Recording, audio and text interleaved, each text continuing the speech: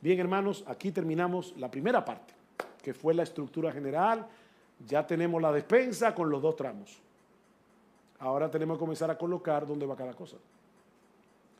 Pero yo espero haber probado con el Nuevo Testamento que este siglo y el venidero es el esquema que el Nuevo Testamento presenta. Y no es un esquema artificial, es un esquema simple. De hecho, yo creo que Dios nos humilla con ese esquema porque nos encantan las cosas complicadas. Pero lo que estamos diciendo, mis amados hermanos, es que todo lo que la Biblia enseña y todo lo que la Biblia profetiza o tiene que ver con este siglo o con el venidero. Es así de simple. Si hay alguna pregunta con respecto al esquema, porque ahora vamos a seguir desarrollando. Primero, gracias, pastor, por la exposición hasta ahora. Creo que ha sido sumamente clara. Y ciertamente, ¿verdad? Es hasta cierto punto un esquema sencillo. Es un esquema escatológicamente sencillo, pero esa sencillez es la que trae mi pregunta.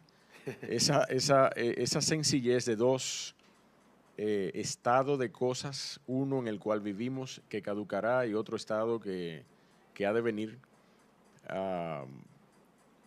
Nosotros no estamos considerando ningún estado intermedio, ningún evento intermedio tampoco. O sea, hay eventos y hay estados intermedios que vemos en la palabra de Dios que no le he escuchado hacer referencia a ellos en esta explicación. Por ejemplo.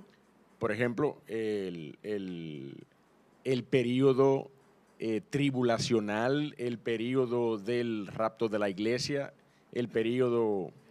Pero acuérdese, hermano, que ahí es que viene el punto. Yo tengo primero que ver el bosque y luego ir a los detalles. Es más importante que nosotros veamos la estructura para luego entrar a ver a dónde encajan esos detalles de la escatología. Pero el punto es, la pregunta que debemos hacernos antes que nada y antes de seguir es, ¿este esquema es el esquema del Nuevo Testamento? Por eso yo me ocupé de citar texto tras texto tras texto, para probar que no es que estamos sacando esto de un texto oscuro del Nuevo Testamento, no. Es el esquema que permea el Nuevo Testamento, este siglo y el venidero. Entonces lo primero que tenemos que preguntarnos es, ¿esta estructura general es bíblica? Entonces luego preguntarnos, ¿y dónde encaja entonces esto? ¿Dónde encaja aquello? Vamos a ver eso, pero tenemos primero que ver si el esquema es correcto o no. Sí, de verdad, hermanos, yo le decía a Narciso, yo no me ofendo porque me digan no estoy de acuerdo contigo y me citen, eso sí, yo soy como Lutero, tienen que probarlo por las escrituras, ¿verdad? Si hay un texto bíblico que prueba que hay otro siglo aparte de este y del venidero, yo lo considero, pero yo no lo he encontrado nunca en ninguna parte de la Biblia. Entonces lo primero que tenemos que preguntarnos es, si existe otro esquema general, todavía no vayamos a lo particular, ¿existe otro esquema general en el Nuevo Testamento? Esa es la pregunta que debemos responder ahora. Gracias, pastor. Entonces, dada esa respuesta suya, yo creo que es justamente aplicable lo que he entendido hasta ahora de su exposición. Y es que, por el momento, yo no veo incongruencia alguna entre las posiciones premilenaristas dispensacionales y lo que usted ha explicado acerca de un esquema de un siglo presente y un siglo venidero, porque hasta el momento, sin ver las particularidades, hemos entendido que es bastante homogéneo. Ok, pero yo voy a probarte que no es así, pero por lo pronto, yo no quiero adelantarme. Por lo pronto yo lo único que quiero saber es si estamos de acuerdo en que el Nuevo Testamento presente ese esquema. Ahora mismo yo no quiero hablar ni de milenio, ni de rapto, ni de tribulación, nada de eso. Es el esquema general. Es como, vamos a ponerlo de otra forma. Si yo les dijera ahora mismo, mis hermanos, la Biblia tiene dos testamentos, el Antiguo y el Nuevo. Ya podemos discutir muchas cosas de cómo la gente se salvaba en el Antiguo Testamento, si el Espíritu Santo, cómo era que obraba en el Antiguo Pacto. Hay un montón de detalles, pero la pregunta es, la estructura general de la Biblia, ¿son dos pactos, son tres, son cuatro, son cinco? No son dos. Y en eso estamos de acuerdo. Está el Antiguo Testamento y el Nuevo Testamento. Yo simplemente, lo que yo he querido demostrar hasta ahora, es que en el Nuevo Testamento, todo el tiempo que se concibe en la mente de Dios, se comprende en dos terminologías, este siglo y el venidero. Eso es todo lo que yo he querido probar. Pedro. Gracias. Micrófono. Yo estoy viendo hace rato. Es Por que eso decidí comenzar a hablar, a ver si me lo paso. tiene razón. Ok, sí. Gracias, Pastor Sugel. La verdad es que vi el gran esfuerzo que tú hiciste por convencernos, pero no me convenció. No veo esa estructura. No veo la estructura, veo los dos siglos. Claro, eso está ahí. Ahora, el esfuerzo tuyo para tomar eso como estructura de interpretación, yo no veo que eso está claro en todo lo que tú dices. Sí, yo veo, claro, el siglo venidero, yo lo estoy esperando, pero no como tú lo estás, no como tú ¿En lo qué estás. detalle yo interpreté mal el Nuevo Testamento? Esa es la pregunta. Yo entiendo que en la simpleza de la estructura estás dejando fuera cosas que no son simples y que están sí insertadas ahí. Por eso es que yo digo, exactamente, vamos a esperar, pero No, tú estás sí, pero- haciendo una pregunta y yo No, estoy pero es que mi contestando. pregunta, fíjate, la pregunta mía es esta, Pedro. Si yo pude probar por el Nuevo Testamento que todo el tiempo está comprendido entre este siglo y el venidero y que este siglo y el venidero son cualitativamente diferentes, porque de lo contrario habría que interpretar, y yo de verdad les pido en serio, yo no soy irónico en este tipo de cosas, para nada. O sea, que no cojan ninguna pregunta como una ironía. Yo les pido que me interpreten Lucas capítulo 20 de otra manera. Okay, Pero vayamos al texto, o sea, no, porque he tratado de que todo lo que diga descanse en algún pasaje de las Escrituras. Entonces, no es simplemente decir, esa es la pregunta.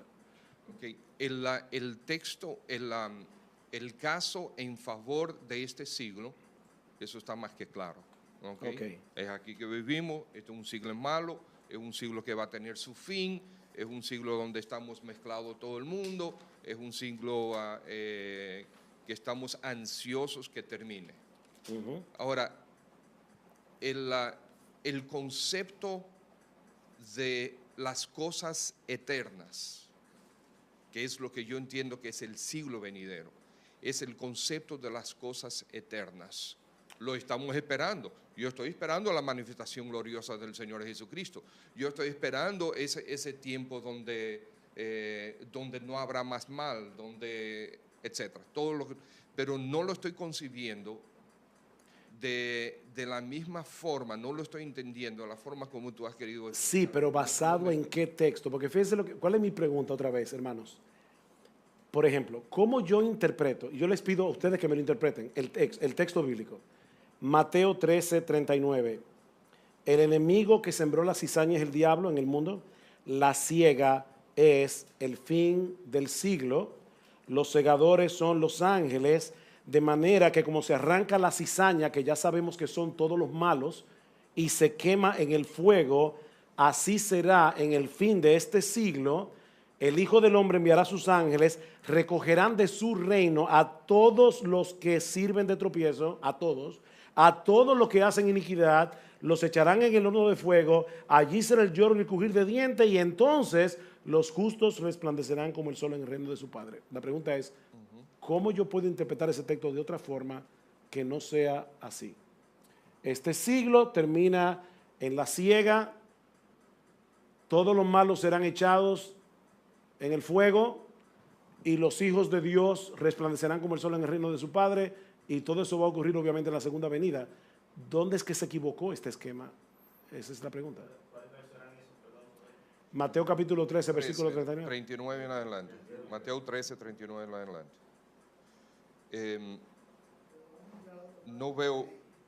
No veo problema con ese texto y lo que yo creo. O sea, sí, el Señor va a venir en su gloria. ¿Cuándo? Sí, el Señor. ¿Cuándo en este esquema? En ese esquema yo no sé. No, en este esquema basado en el texto. Okay. O sea, porque este esquema dice, fíjense, el texto es claro, dice, en el fin del siglo. es que yo no puedo tomar este texto, Sugel, aparte de todos los demás textos que yo conozco con relación a la venida de Cristo, a todo esto, porque tú estás simplificando, tú has simplificado muy bien, y en base a tu simplificación de los dos reinos, de las dos eras, de los dos siglos, todo encaja, pero es que no puedo tomar este texto aparte de todo lo demás. Vamos a seguir. Si quiere, vamos a hacer una cosa. Esperar. Si quiere, puedo responder la pregunta allá atrás, o si no, podemos entrar al tema del juicio. Última, por lo menos. Ok, sí. No obstante, Sugel, este y los otros esquemas parabólicos tienen también un sesgo, hay un problemita. Y es que, por lo menos... Todo lo que es este siglo caído, la impresión de que él inauguró este siglo, sino que, claro, con respecto a una cosa, cuando el rey vino, el reino vino con él. Bien, porque era por el Espíritu que le echaba fuera a los demonios. Confundió a los discípulos. ¿Cómo puede ser que Cristo diga públicamente, ya el reino de Dios llegó y Herodes seguía gobernando, seguía ahí, Juan estaba encarcelado? Eso es lo que ellos no podían entender. Y ahí es que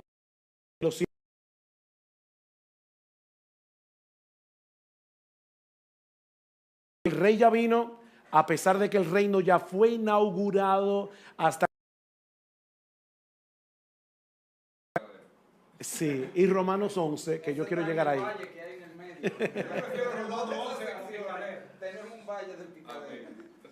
Romanos 11 es crucial y yo espero llegar ahí.